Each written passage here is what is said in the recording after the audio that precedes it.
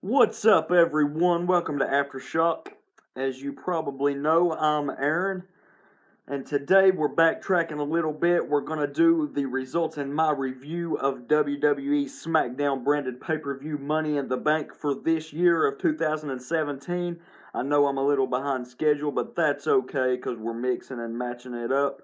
We've got some New Japan events from earlier this year coming up in a week or two, so definitely stay tuned for those. Be looking out for them. So let's get this thing started with the WWE SmackDown Money in the Bank 2017 results in my review. On the kickoff, we've got Naomi joining the panel. She talks about uh, exciting times for women in WWE. Booker tries to find out where her head is. We have the Usos. They're confident and smug in the social media lounge. The kickoff match is the Colognes, Epico and Primo versus the Hot Bros, Zack Ryder and Mojo Rawley. This is Zack Ryder's return match from his injury. Mojo done all of his football stuff like he usually does. Ryder hit a wrecking ball drop kick through the ropes on both Colognes. Mojo got the hot tag and hit the two splashes in the corner. Mojo hit his fireman's carry finisher. Zack hits the broski boot. Mojo hit the big corner punch, and the Hot Bros end up getting the win via Hype Rider. We all knew that was coming, seeing that Mojo's been on a roll, and it's Zack Ryder's big return. We have and now on the main show, we have first. Let me say, it was cool to see Bob Orton and Sergeant Slaughter backstage. That was really cool. We have Charlotte versus Becky Lynch versus Tamina versus Carmella versus Natalya in a Money in the Bank match to kick off the main show. It's the first ever women's Money in the Bank match. Tamina dominated in the beginning. I feel that they need to give Tamina something, definitely. Maybe even in the future do something with Nia Jax. Maybe a feud or even a team. You never know. She just needs something. She's better than what she's been given, in my opinion. Tamina definitely deserves more. Carmella crossing the ladder from the inside folding bar was pretty cool. Carmella hit the stratosphere head scissors from a ladder in the corner. Charlotte speared Tamina into the steps, then hit a twisted bliss from the top to the floor. Ellsworth tips Becky off the top of the ladder. He tries to wake Carmella up. Then he climbs the ladder, gets the briefcase, drops it down to Carmella. Refs confer. The bell never rings, but in the end, after they confer, Carmella wins via James Ellsworth's help. Didn't like it as a fan, but as knowing the business a little bit, I think it's something different that's never been done before, so it's always cool to see something that's never been done before, in my opinion. The match wasn't all that great, but it was cool. 6 of 10 for me. Lana backstage said she would have won the Money in the Bank, and she will win the world, and she will shock the world and win the women's title tonight.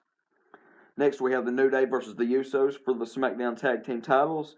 The New Day get on the mic pre-match like they always do. Big E hit the splash on the apron. Kofi spilled to the floor. When the Uso pulls the top rope down, Kofi took a really bad bump, slipping off the rope as he flipped. The Usos double suplexed Kofi into the ring post. Big E used Samoa Joe's corner reversal Uranagi. Big E hit the spear through the ropes, and then Kofi dove out. The Usos done the super kick to the leg spot, and then Jimmy applied the Tequila Sunrise, which is one of my favorite submissions. It's really cool. Big E tried to break it up, but then he got super kicked. They missed Kofi catching a super kick with the Trouble in Paradise.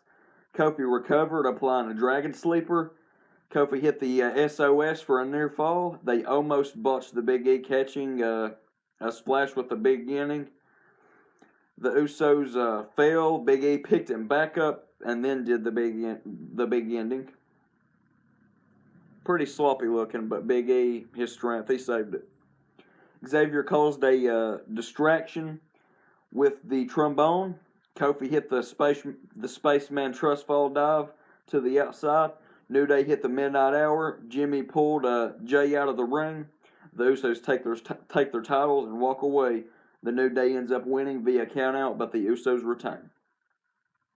Probably this might have been the match of the night for me. 7.5 of 10 easy. Next, we have Daniel Bryan tweeted that Women's Money in the Bank was unacceptable and will be addressed on SmackDown. Next, we have the women's title match. The champion Naomi defends against Lana. This is Lana's first singles match, and I believe it's her second match ever on TV. The first was at last year's WrestleMania and the big tag match. I think it was like a 10-person tag match or something. Naomi reversed the single leg scissors submission into an armbar. Lana got a lot of offense in, but mostly basic, simple stuff and some kicks. Lana hit the modified voodoo drop spinebuster move. Carmella comes out to ringside, teasing a cash-in and causing a distraction. Naomi kicks out of the voodoo drop. Lana goes for another, but Naomi reverses it into the Slay Omission, and Naomi retains via submission.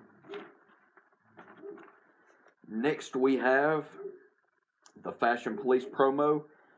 Fashion Vice instead of Fashion Files this time. They played a video saying to meet Breeze's attackers in the ring. Mike Bennett and Maria Kanellis make their arrival, but as Mike and Maria Kanellis, I love them, but this is pretty stupid. I personally do not like that Mike is Mike Kanellis. He should just be Mike Bennett. I think that's kind of stupid, but it is kind of different, like I said. But we'll see how it turns out. I like the gimmick. though. I like the love thing. Next, we have Greg Gagne, Larry the Axe Hennig, Baron Von Brasky, Sergeant Slaughter, Cowboy Bob Orton. They all sit ringside and are announced. Next, we have Jinder Mahal versus Randy Orton for the WWE title. The Singh brothers announced Mahal. They teased an RKO to start the match, but Mahal rolls out of the ring. Orton tweaked his leg, falling to the outside. He backdropped Mahal in front of and falling on the Legends. Mahal dropped Orton's knee on the announce table, then the barricade. Mahal mocked Orton's taunt. Mahal reversed an RKO with a super kick and then continued working the leg. Mahal used the figure four. Orton rolled to reverse. Orton hit a big superplex. Ode to Cowboy Bob. Next, he hit the draped DDT. He hit the RKO, but the Singh brothers put Mahal's foot on the rope, and then they get ejected. The Singh brothers grab Bob Orton, and Randy comes to his aid, and then they recreate the announce table spot, the big backdrop on the announce table. Orton RKOs one on the floor, the other RKOs through a table. Jinder Mahal retains via the Colossus after all of that commotion to the outside and after all of the beating that the Singh brothers taken. Next, we have the Fashion Police versus the Ascension. I guess the Ascension attacked Breeze, maybe? Nothing really special here. Fandango flew around everywhere, and then he ended up getting a win via the roll-up. And I actually like the Fashion Police, you guys. I think they're very entertaining, and I think they should... I like what they're doing with them. They always have a promo. If they don't have a match, they usually have a match, but if they don't have a match, they always have a very entertaining promo. So I'm a big fan of Tyler Breeze and Fandango in the Fashion Police. Big fan. Next, we have the main event. AJ Styles versus Dolph Ziggler versus Sami Zayn versus Kevin Owens versus Baron Corbin versus Shinsuke Nakamura, for the Money in the Bank ladder match. Corbin attacked Nakamura with a ladder during his entrance out of the match. We all know what's going to happen. Ziggler hit a super kick on Corbin. Ziggler ran up the ladder outside to knock AJ off the rope. Corbin hit the deep six. Zayn dove from the top to the floor. Zayn threw Owens from the top into an open ladder, which looked devastating. Zayn reversed the super kick with the Blue Thunder Bomb. Ziggler hit the zigzag on Corbin off the ladder. Zayn hit a sunset flip powerbomb from the ladder on Ziggler. Zayn hit the half and half suplex on Owens on the apron, just like he did at WrestleMania in the IC title match on the ladder. He done it on the apron this time. Styles took Zayn off the ladder with a phenomenal forearm. Corbin chokeslammed AJ into the ladder between the steps and the announce table draped. Zayn hit the haluva kick on Corbin.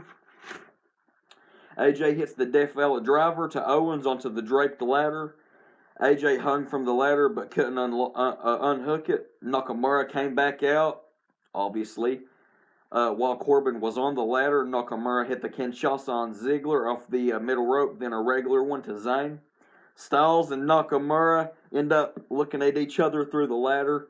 Styles moves the ladder to the side and they go at it, Japanese strong style. It was awesome. They traded the forearms, and I really actually liked that. Strong style battle. It was kind of cool. Kind of a tease of what may be to come, because let's face it, everybody wants to see a high profile AJ Styles versus Nakamura match in a WWE ring. Come on. Next we have Corbin pushes AJ and Shinsuke off the ladder at the same time and climbs it to win the Money in the Bank. And I'm stoked that Baron Corbin got the briefcase. I figured they would give it to Nakamura, but at the same time, I also knew that was what everyone was wanting. So why not go with a heel who's going to get a monster push in the future instead? I've always been a big fan of Corbin. I think he's a very good worker, and I like his style. So overall, the pay-per-view wasn't bad. It wasn't awesome by any means, but it wasn't bad. I give it a 7 of 10. And I give the main event Money in the Bank match a 7.5 of 10. Match of the night for me was probably, honestly, maybe the tag match. If not the tag match, the main event. The main event, Money in the Bank. So, hope you guys enjoy. Hope you guys will enjoy what's to come. I got a lot of other stuff on this channel besides reviews. I've got all of my fantasy e-wrestling promos up for the company IW, the best company on Facebook, the best e-wrestling company in the world. So definitely check that out. And if you want, slide over to Facebook, search iWrestling, and you'll find all of our brands. Check us out. There's some really talented talkers in there, and we also have some indie wrestlers in there too that are just phenomenal. There's no other word to describe them. If you enjoyed it, super kick the like button, super kick that subscribe button, share it to your Facebook, Twitter, anything else, so maybe another wrestling fan can catch wind of this. And hope you guys have an awesome day, and always stay positive, because let's face it, positivity keeps you happy. Peace out, you guys. Have a nice one.